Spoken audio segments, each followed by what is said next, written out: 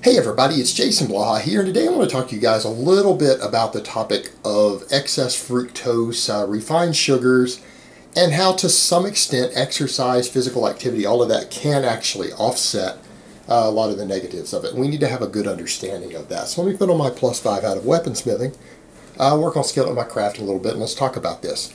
And I'm coming at you guys from the perspective of someone who generally tells people to avoid refined sugars. I minimize my personal intake of them, and it's not even a body composition thing so much as just an overall health thing. Because some people like me, I am very prone to overeating. I have a insane appetite and very low satiety, energy dense foods like that in me, not a good combination. I think we can all agree. You guys do notice I generally have to work very, very hard to lose body fat. And it's not because of slow metabolism, it's appetite. And that's one of those foods that we need to be careful of because of that, particularly people who are very prone to overeating. Refined sugars are just kind of like the death blow for your body composition. But that being said, our real concerns with refined sugars, when we really understand what's going on, that is one of the largest concerns. Yes, excessive fructose itself can hurt you. Excessive fructose can hurt you in other ways besides basically energy intake. But that's a separate topic we'll get to in a minute. And here's the thing. The largest concern of it is the simple fact that you could eat surplus calories too easy. You start combining refined sugars with a lot of fat in your diet, and we are talking about a recipe for obesity. We're talking about a recipe for diabetes. We're talking about a recipe for heart disease. However, a lot of that does have to do with the ability to more easily create a caloric surplus. Because ultimately body fat gain, and people need to understand this, energy out versus energy in. That is the #1 factor. This is scientifically supported across the board, other than a few quacks. The metabolic wards and clinics and everything studying this confirm it over and over and over. Shifts in body fat, the single largest factor is calories in and calories out. Now, some foods can cause you to have higher calories out than others. I'm not saying there isn't thermic effect, there isn't other stuff going on there, lethargy versus energy. Yeah, that's all factors. But we're still dealing with energy turnover ultimately. Refined sugars tend to be calorically dense, they're hyperpalatable, low satiation, meaning they taste really good. And let's just use some common sense here. If something tastes good, are you more likely to eat more of it or less of it? It's common sense. You're more likely to eat more of it. It tastes really good. In fact, whatever you put it on tastes better. You're more likely to eat your food. Whatever you are putting it on, you are more likely to want to eat more of it because it tastes better. So you're adding calories to it that make it easier to overeat as well. And that's one of the biggest factors why refined sugars are really a problem. That and then putting them in beverages. Empty calories, not much more satiety than water, that taste good, easy to overconsume. It's a big factor in the obesity thing. But if that was the only factor, it probably wouldn't be anywhere near as bad as it is now. It is the combination of oils, fats, everything else. And you see, guys, you look at stuff that Alan Aragon and math that guys like him have put out in his research review, and he's one of the guys out there in the industry I actually trust. And some of what I'm going to say came from just watching some debates he was having with Brad Schoenfeld and everything the other day on social media. These are people that it's interesting to follow. And I have noticed some of my subscribers who comment regularly, I've seen you guys jump into those conversations. So a lot of you are watching what's going on too. You're out there keeping up with what the community is saying. I've seen Alan produce data on that showing that actually even since the obesity epidemic has increased in the last 20 years, our intake of sugar actually hasn't substantially increased. Our overall calories from refined oils has actually increased more than our sugar intake has. Again, let's just be honest here. Refined fat, refined sugar, refined carbs mixed together, that's a bad combination. That is the biggest factors in the obesity epidemic. Let's be honest here. It's calorically dense, hyperpalatable foods. Okay? Fried foods taste good. Sweet foods taste good. You're going to eat more of them. It really is that simple ultimately. And it's not about, oh, it's hormones. It's not hormones, guys. Yeah, hormones that involve appetite, making you hungry. It's energy turnover. So that's your biggest concern with it. Now, when we talk about the other end of it, we are talking about the impact excess fructose, and it is excess. We need to understand this. Just like you can't get vegans to grasp this concept, excess saturated fat. They're like, no, all saturated fat, you can't eat any of these poison. I mean, guys, you can't be mentally retarded like that. You start to reach a point of stupidity, because technically broccoli is a poison. If we're going to say anything with anything toxic to your liver in it is a poison, then broccoli is a poison. Okay, it's got arsenic in it.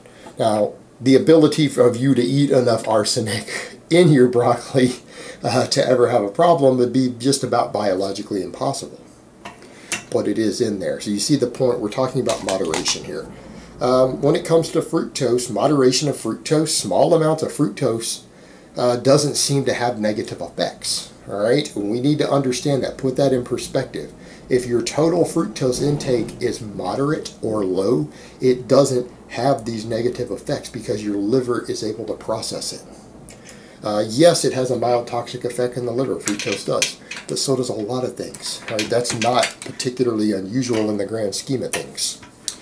And that's our liver's job, is to handle toxins. So when people talk about toxins, well, that's your liver's job. You can consume a fair amount of toxins of different types in different amounts, and fructose, alcohol, all of them being among there.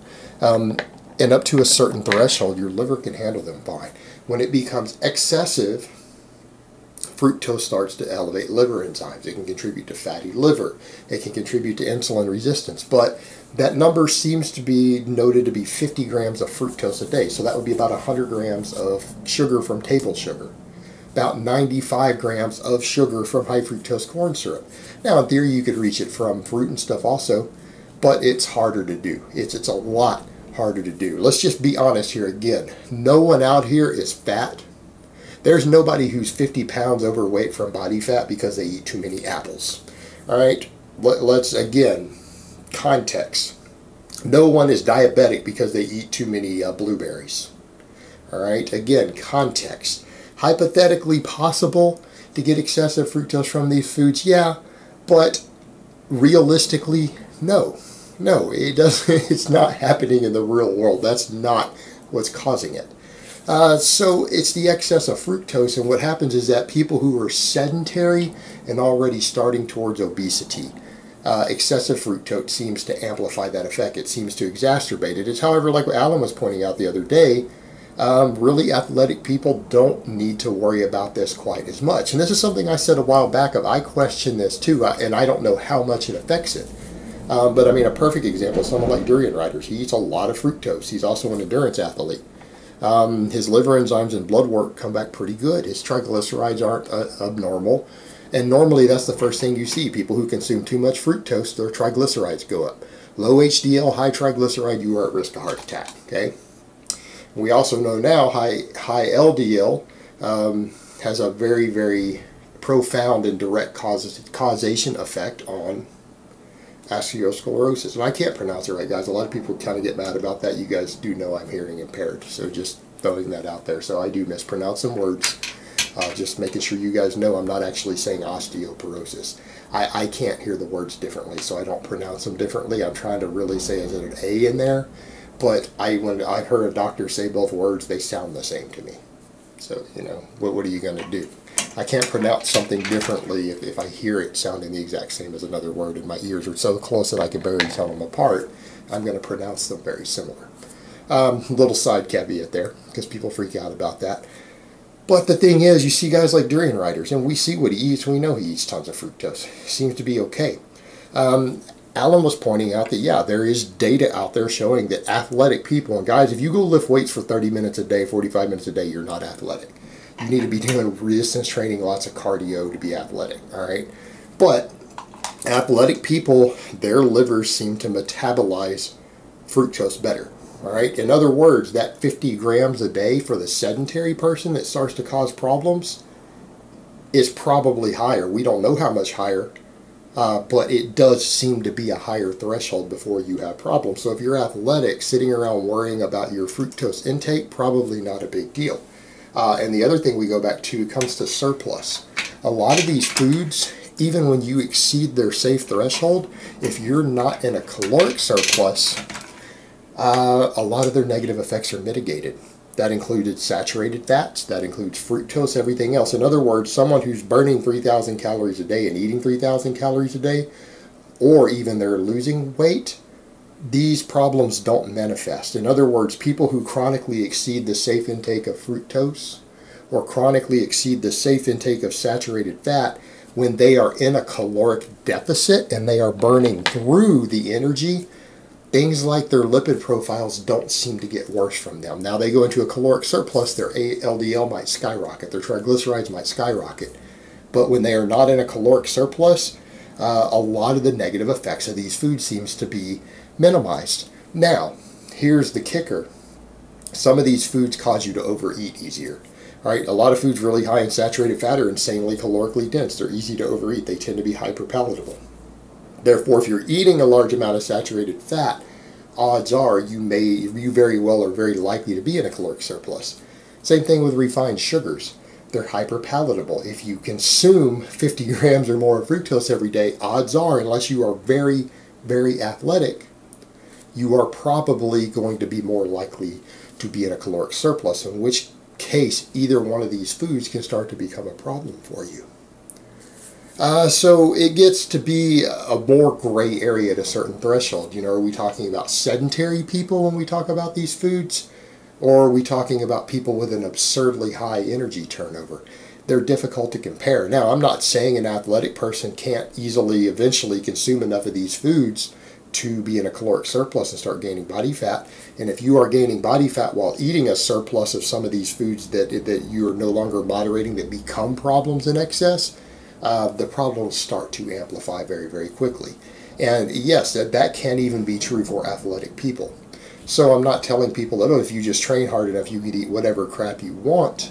But what I am saying is that the data does seem to suggest that people who are very, very physically active and athletic have a much higher threshold of these foods before they're actually no longer moderating them.